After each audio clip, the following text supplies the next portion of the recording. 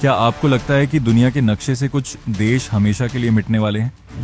क्या आपने कभी सोचा है कि जब पूरी दुनिया विनाश के बटन पर उंगली रखे बैठी हो, तब एक फोन कॉल पूरी बाजी कैसे पलट सकता है? आज समंदर की लहरों से लेकर रेगिस्तान की तपती रेत तक सिर्फ एक ही हलचल है। हवाओं में बारूद की गंध है और आसमान में उड़ते हुए फाइटर जेट्स की चीखें। पूरी दुनिया की सांसें थमी हुई हैं क्योंकि मिडिल ईस्ट की वो आग जिसे बुझाने की कोशिश सालों से नाकाम रही, अब एक ऐसे मोड़ पर आ खड़ी हुई है जहां से वापसी का कोई रास्ता नहीं है। पर इस महायुद्ध के बीच जब अमेरिका जैसे देश अपने हाथ पीछे खींच रहे हैं और चीन खामोशी से तमाशा देख रहा है, तब एक ऐसी ताकत उभरकर सामने आई है जिसने पूरी दुनिया को हैरान कर दिया है। क्या वाकई कोई ऐसा देश हो सकता है जिससे कट्टर दुश्मन भी सलाह मांग रहे हों? सोचिए, एक तरफ वो ताकत है जिसके पास दुनिया की सबसे एडवांस्ड टेक्नोलॉजी है और दूसरी तरफ वो देश जो अपनी जिद के लिए किसी भी हद तक जा सकता है। इन दोनों के बीच में फंसी है दुनिया की आधी इकोनॉमी। अगर आज ये आग नहीं रुकी तो कल आपकी जेब, आपके घर की बिजली और आपके देश की तरक्की पर ताला लग सकता है। लेकिन इसी अंधेरे के बीच एक रोशनी की किरण दिखाई दी है। एक ऐसी कूटनीति, एक ऐसी चाल जिसने सुपर पावर्स के होश उड़ा दिए हैं। क्या ये मुमकिन है कि जिसे दुनिया सिर्फ एक बाजार समझती थी, आज वही दुनिया का सबसे बड़ा शांति दूत बनकर उभरा है? आज हम उस सच से पर्दा उठाएंगे जिसे ग्लोबल मीडिया दबाने की कोशिश कर रहा है। आज बात होगी उस मास्टर प्लान की जिसने 2026 में भारत को दुनिया का असली बॉस बना दिया है। साल 2026 की शुरुआत दुनिया के लिए किसी डरावने सपने जैसी रही है। इजराइल और ईरान के बीच का तनाव अब सिर्फ बयानों तक सीमित नहीं रहा, बल्कि यह एक सीधे टकराव में बदल चुका है। मिसाइलों के शोर और आसमान में धमाकों के बीच पूरी दुनिया की नजरें उस मिडिल ईस्ट पर टिकी हैं जहां से दुनिया का ज्यादातर तेल आता है। लेकिन इस बार कहानी कुछ अलग है। पहले जब भी ऐसी स्थिति आती थी तो दुनिया वॉशिंगटन या बीजिंग की तरफ देखती थी, लेकिन आज नजारा बदला हुआ है। आज जब इजराइल के प्रधानमंत्री और ईरान के आला अधिकारी परेशान होते हैं तो वे व्हाइट हाउस नहीं बल्कि नई दिल्ली का नंबर डायल करते हैं। यह बदलाव रातों रात नहीं आया।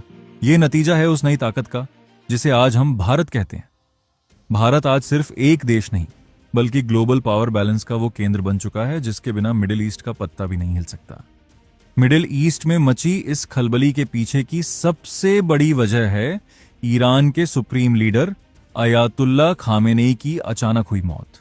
इस एक घटना ने पूरे खाड़ी क्षेत्र में वो वैक्यूम पैदा कर दिया जिसे भरने के लिए हर कोई उतावला है।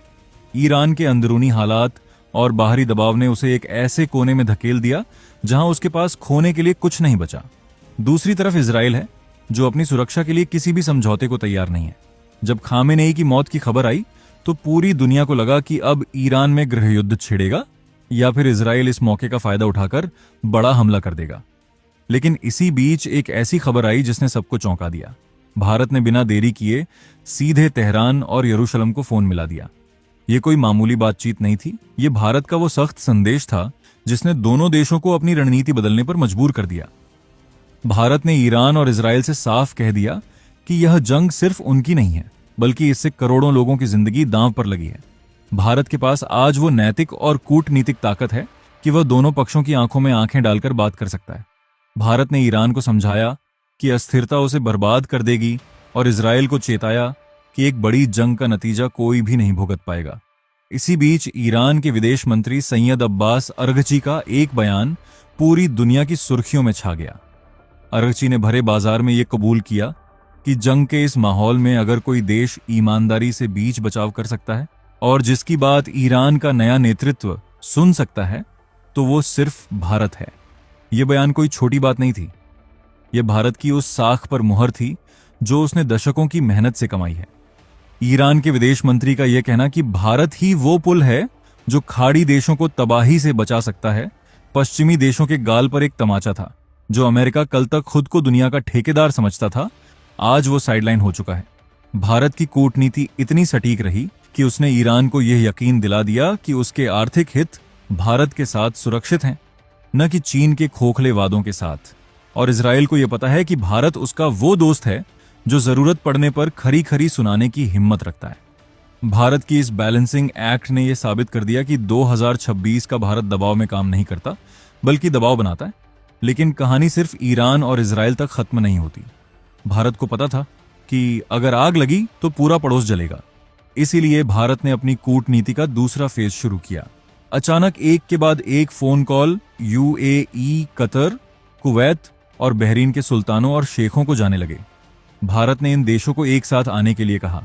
भारत ने उन्हें याद दिलाया कि अगर सप्लाई चेन टूटी तो उनकी आलीशान इमारतें और तेल के कुएं किसी काम के नहीं रहेंगे। भारत ने खाड़ी देशों के सामने एक ऐसा सिक्योरिटी ब्लूप्रिंट रखा जिसने रातों रात माहौल बदल दिया। इन देशों को समझ आ गया कि अमेरिका अब उनकी रक्षा के लिए नहीं आने वाला, बल्कि उन्हें अपने पुराने दोस्त भारत के साथ ही खड़ा होना होगा। कल्पना कीजिए, एक तरफ जंग के बादल मंडरा रहे हैं और दूसरी तरफ भारत के नेतृत्व में अरब देश एक मेज पर बैठकर शांति की बात कर रहे हैं।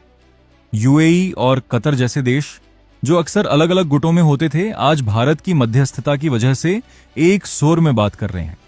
भारत ने उन्हें यह समझाया कि इस इलाके की सुरक्षा का जिम्मा अब यहीं के देशों को उठाना होगा और भारत इसमें एक मजबूत स्तंभ की तरह खड़ा है।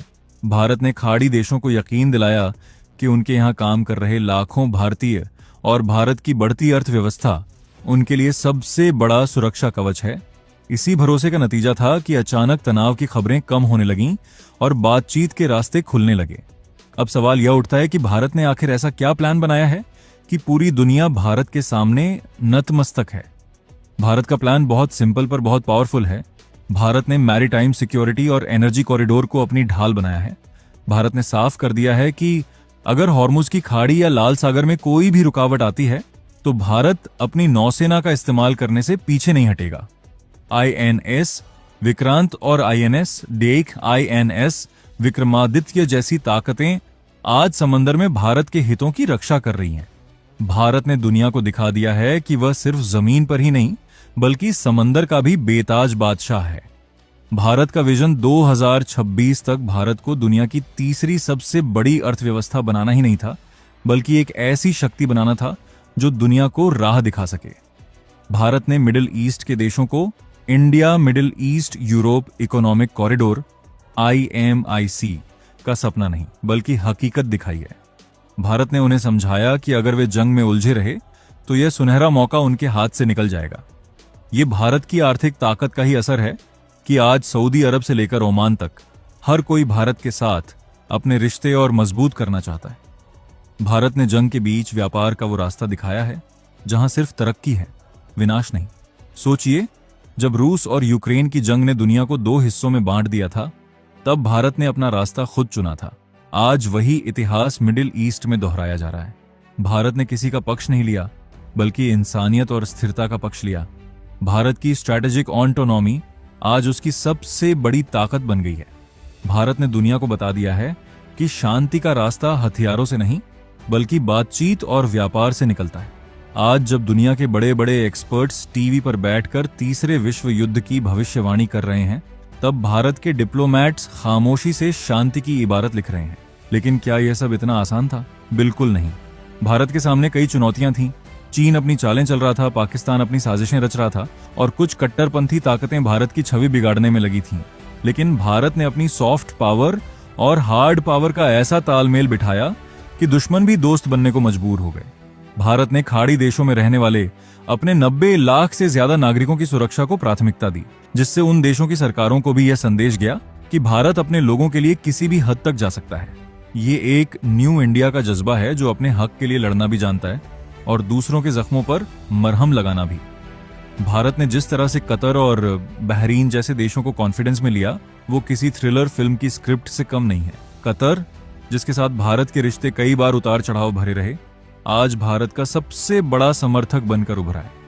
भारत ने अपनी ऊर्जा जरूरतों और निवेश के जरिए इन देशों के साथ एक ऐसा रिश्ता बनाया है जिसे तोड़ना नामुमकिन है। भारत की कूटनीति ने यह साबित कर दिया कि असली ताकत चिल्लाने में नहीं बल्कि सही वक्त पर सही फैसले लेने में है। आज दुनिया देख रही है कि कैसे एक देश अपनी बुद्धिमानी से पूरी दुनिया को महाविनाश से बचा सकता है।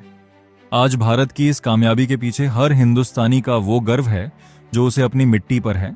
आज जब हम देखते हैं कि दुनिया के सबसे ताकतवर नेता भारत के प्रधानमंत्री से हाथ मिलाने के लिए लाइन में लगते हैं, तो ये सिर्फ एक फोटो नहीं होती बल्कि ये 140 करोड़ भारतीयों की ताकत का प्रदर्शन होता है। भारत ने यह दिखा दिया है कि हम अब वो देश नहीं हैं जो दूसरों के फैसलों का इंतजार करते थे। हम वो देश हैं जो अब खुद फैसले लेते हैं और दुनिया उन फैसलों का पालन करती है। भारत की यह जीत हर उस शख्स की जीत है जो शांति और प्रगति में विश्वास रखता है। मिडिल ईस्ट की यह जंग अभी पूरी तरह शांत नहीं हुई है, लेकिन भारत ने जो आग बुझाने की शुरुआत की है उसकी गूंज दूर तक जाएगी। दुनिया अब समझ चुकी है कि अगर कोई देश इस धरती पर शांति ला सकता है तो वो सिर्फ और सिर्फ भारत है। लेकिन क्या आपको लगता है कि भारत की ये राह इतनी ही आसान रहेगी? क्या वो ताकतें जो दुनिया में सिर्फ अशांति चाहती हैं भारत को इतनी आसानी से सफल होने देंगी? और सबसे बड़ा सवाल,